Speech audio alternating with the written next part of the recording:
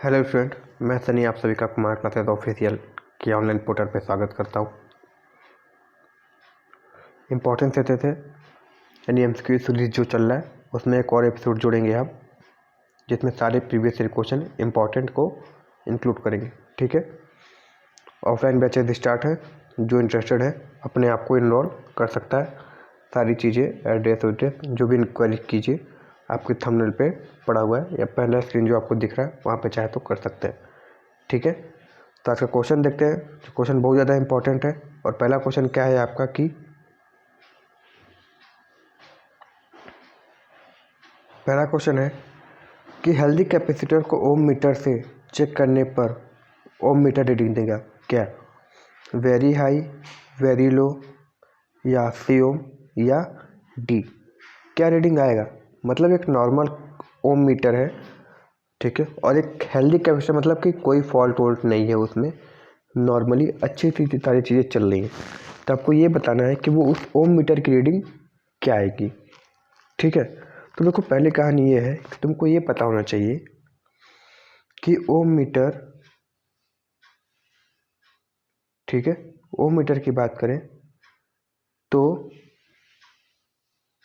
Start में जब start होती है मतलब जब तुरंत सप्लाई देते हैं यानी कोई समय नहीं हुआ है, क्षण भर भी समय नहीं हुआ है, उस समय कैसा बिहेव करता है सर? शॉर्ट सर्किट की तरह बिहेव करता है।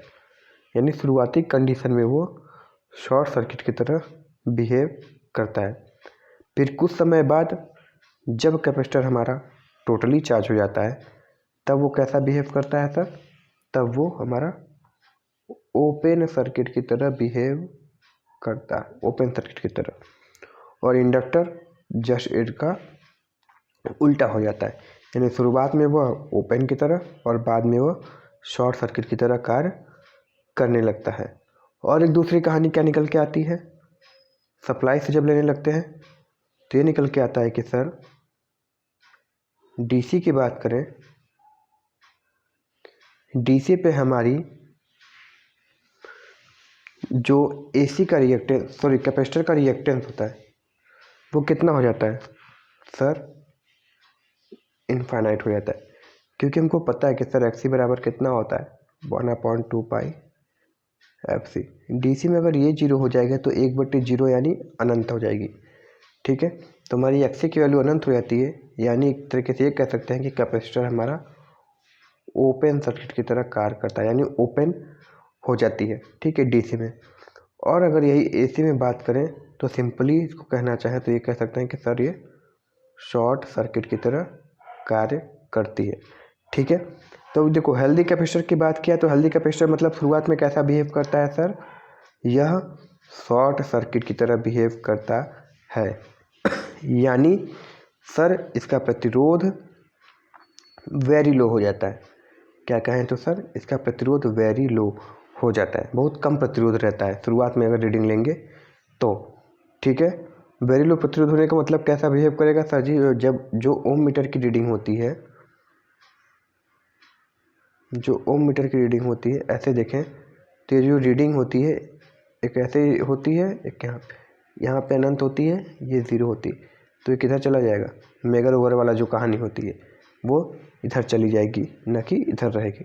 ठीक है, ये चीज़ याद रखना, यानी ऑप्शन बी हमारा क्या हो जाएगा? सही हो जाएगा। अगला क्वेश्चन देखें। हाई रेसिस्टेंस नहीं होगा जी, सॉरी शॉर्ट सर्किट बोला था ना, हम शॉर्ट सर्किट बोल रहे थे ना। हाँ देखो, जब शॉर्ट सर्किट होगा, देखो दिमाग में कुछ और चल रहा है, हम बोल रहे हैं कि शॉर्ट सर्किट तरह काम करेगा, तो शॉर्ट सर्किट का तो प्रतिरोध अनंत होता है ना, आर इनफाइनाइट होगा यानी हाई वैल्यू। ठीक है, देखो यही सब गलती होता है जब दिमाग एक जगह इकट्ठा नहीं रहेगा तब।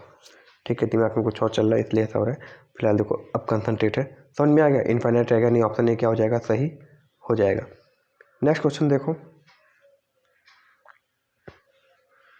सॉलिड कंडक्टर के अंदर इलेक्ट्रिक फील्ड होता है कितना? इलेक्ट्रिक फील्ड की बात करते हैं सर जी, सॉलिड कंडक्टर की बात करें,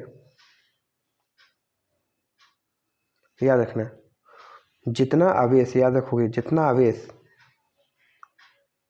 खोखला है ना, याद रखना खोखला है, सॉलिड कंडक्टर है, ठीक है, सॉलिड कंडक्टर की बात हो रही है। तो जितना आवेश इस सरफेस पे होता है उतना ही आवेश क्या होता है, अंदर होता है। ठीक है, जितना आवेश बाहर होता है उतना ही आवेश अंदर होता है। यानी कभी कभी वोल्टेज पूछता है कि ये बताओ कि कंडक्टर के अंदर का विभव और बाहर का विभव क्या होता है। तो कंडक्टर के अंदर का विभव वही होता है जो कंडक्टर के बाद विभव होता है, क्योंकि सभी जगह क्या है, आवेश हमारी समान मात्रा में होती है, इसलिए ऐसा होता है। तो ये देखोगे तो जितने कंडक्टर बाहर होती है उतने ही कंडक्टर क्या होती है, अंदर भी होती है। देखो जब ये अंदर हो गया तो ये याद रखने वाली चीज़ है कि जितनी आवेश बाहर है उतनी आवेश अंदर है। ठीक है, तो अब देखो अगर यहाँ पे भी है तो यहाँ पे भी होगा, यहाँ पे भी है तो यहाँ पे भी होगा, यानी कहीं पे भी अंतर लेंगे तो भी भाई भी कितना हो जाएगा, जीरो ही हो जाएगा। और हमको पता है कि ई बराबर कितना होता है, भी बाई डी होता है। यानी इस वी की वैल्यू जीरो हो गई तो इलेक्ट्रिक फील्ड की भी वैल्यू क्या हो जाएगी, जीरो हो जाएगा। ठीक है, यानी क्या हो जाएगा, बी की वैल्यू कितनी हो जाएगी, जीरो हो जाएगी। ठीक है, बी की वैल्यू जीरो हो गई इलेक्ट्रिक फील्ड। अब ये चीज़ याद रखो। अब सर ये जब ई बराबर वी बाई डी की बीमारी बता रही है तो इसको थोड़ा बता दीजिए। अच्छा, एक होता है ई बराबर क्या होता है, वी बाई डी, वैल्यू कितनी होती है सर, सॉरी यूनिट की बात करें तो क्या होता है सर, वोल्ट पर मीटर हो जाएगा। एक और फार्मूला होता है कि सर ई बराबर एफ अपॉन क्यू, क्यू है। ठीक है, इसकी यूनिट की बात करें तो सर इसकी यूनिट क्या हो जाती है, न्यूटन प्रति कूलम। इस पे सवाल आते हैं, इस पे सवाल आते हैं। ठीक है, बहुत ज़्यादा होता है सवाल आता है। तो इसका सही आंसर क्या हो जाएगा, हमारा बी सही आंसर हो जाएगा। अगला क्वेश्चन देखो, देखो सेम सवाल आ गया जो पूछे थे। एक खोखले के अंदर पोटेंशियल होगा यानी वोल्टेज होगा, देख रहे हो वही सवाल आया ना, के अंदर V का मान कितना होगा। सर जी अभी बात हो रही थी जितना आवेश बाहर होता है उतना ही आवेश इसके अंदर भी होता है। ठीक है, और हर जगह V का मान क्या होता है, समान होता है, क्योंकि समान वोल्टेज सॉरी समान आवेश है।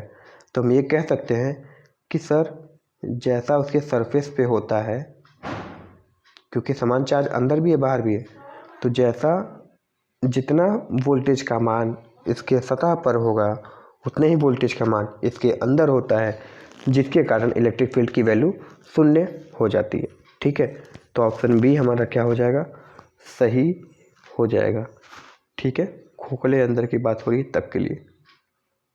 नेक्स्ट क्वेश्चन देखते हैं। पहले क्वेश्चन देखो, क्वेश्चन क्या पूछा, क्वेश्चन तुम्हारा यही है। क्या पूछा है कि यदि किसी कैपेसिटर में डाइलेक्ट्रिक की जगह कंडक्टिंग मटेरियल रख दिया जाए तो क्या होगा। हमको पता है सर कैपेसिटर कैसा होता है, दो प्लेटें होती हैं,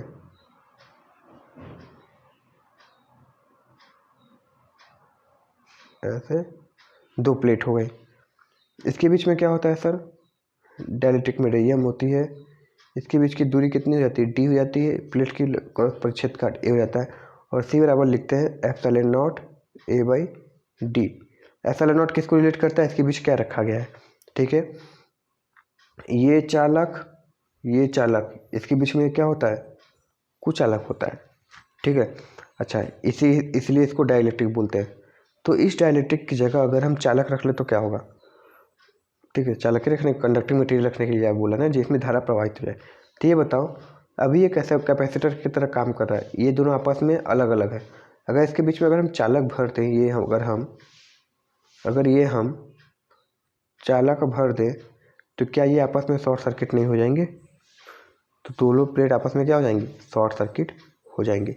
तो बोल सकते हैं ऑप्शन देखते हैं क्या है, कैपेसिटर गर्म हो जाएगा और अपने करंट के कारण, दूसरा दोनों प्लेट आपस में शॉर्ट सर्किट हो जाएंगी, या तीसरा कैपेसिटी में अनंत ऊर्जा एकत्र हो जाएगी। नहीं सर, क्या हो जाएगा, दोनों प्लेट आपस में शॉर्ट सर्किट हो जाएंगे। क्या हो जाएंगे, दोनों प्लेट आपस में शॉर्ट सर्किट हो जाएंगे। ठीक है, चलो अगला क्वेश्चन देखते हैं। ऑप्शन बी देख रहे हो,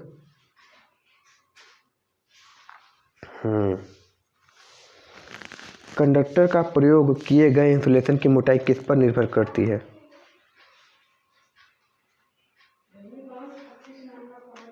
कंडक्टर पर प्रयोग किए गए इंसुलेशन की मोटाई किस पर निर्भर करती है?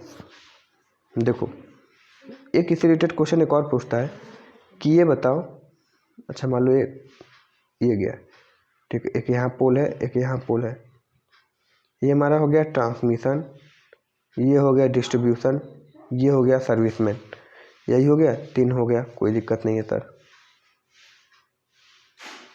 ट्रांसमिशन किसके हिसाब से डिजाइन की जाती है?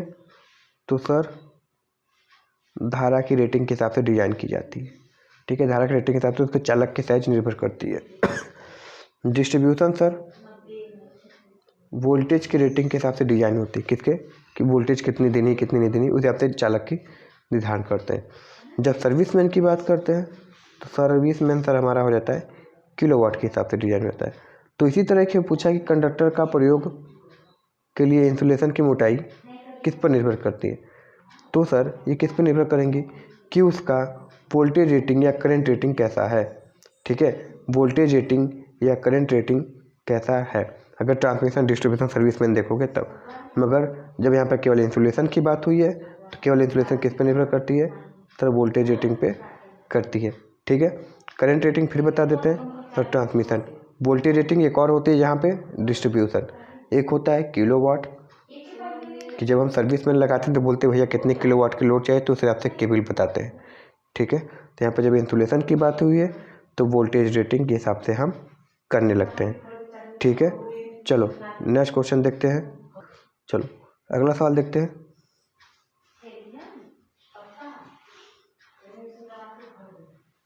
लूप अर्थ वायर का साइज कितने से कम नहीं होना चाहिए? कम किससे नहीं होना चाहिए जी? देखो कम की बात बोला है, देखो वैसे तो होता है कि WSWG यानी या फिर 8 से लेकर 14 लगभग इतने के बीच रखते हैं। देखो SWG मतलब सर होता है स्टैंडर्ड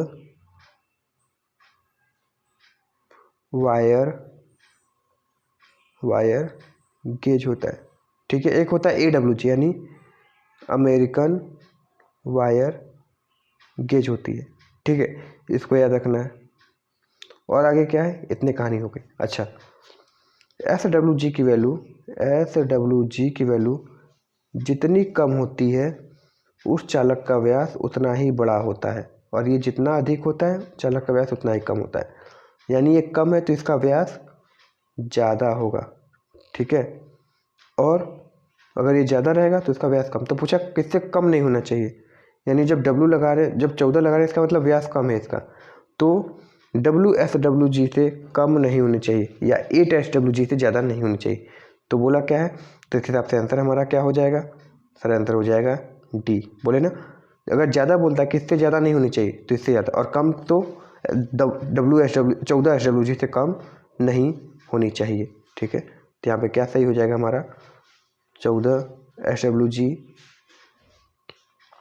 से ज़्यादा नहीं होनी चाहिए, यानी इससे पतला नहीं होना चाहिए, ठीक है, मोटा रहेगा तो सही है।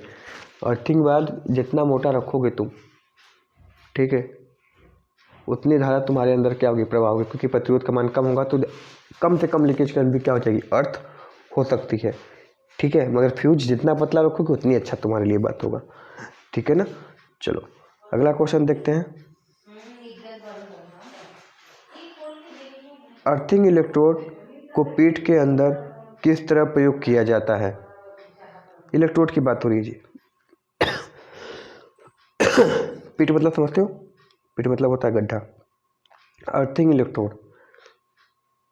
इलेक्ट्रोड या अर्थिंग कोई भी हो सकता है, देखो या तो प्लेट अर्थिंग हो या रॉड अर्थिंग हो। रॉड अर्थिंग को एक और अर्थिंग कहते हैं जिसको क्या बोलते हैं, फायर अर्थिंग बोलते हैं, इसका नाम याद रखना, फायर अर्थिंग, ठीक है। अधिकतर प्रयोग हम रॉड अर्थिंग का ही करते हैं, ठीक है। तो ये जितने भी हैं सभी कैसे ये कैसे पीठ में धंसे होने चाहिए या फिर लगे होने चाहिए, तो सर ये वर्टिकली होने चाहिए। वर्टिकली मतलब इसको ऐसे लिख दे या फिर 90 डिग्री, या फिर इसको ऑर्थोगोनल या फिर इसको राइट एंगल कुछ भी बोल सकता है, या समकोण कुछ भी बोल सकता है, ठीक है। तो वर्टिकली रखे होने चाहिए, ठीक है। आई होप आज का सेशन अच्छा लगा होगा, और सेशन अच्छा लगा तो इसको लाइक शेयर और सब्सक्राइब जरूर कर देना, ठीक है, क्योंकि सारे क्वेश्चन कराने का प्रयास किया गया है, ठीक है। तो इसी सेशन के साथ मिलते हैं नेक्स्ट सेशन पे, यानी मिलते हैं मंडे को। तब तक के लिए अगर ऑफलाइन बैच ज्वाइन करना चाहते हो तो पहला पेज जो स्क्रीन पे दिखेगा तुमको समझ में आ जाएगा क्या कैसे करना है, सारी चीज़ वहाँ पे लिखी हुई है। और इसी के साथ डेली नए सेशन आते रहेंगे और आपके लिए कंटेंट मिलता रहेगा, ठीक है। पसंद आए तो इसको लाइक कर देना, शेयर कर देना, और चैनल पर नए होगे तो सब्सक्राइब कर लेना, ठीक है। मिलते हैं नेक्स्ट वीडियो में। Thank you very much and all the very best.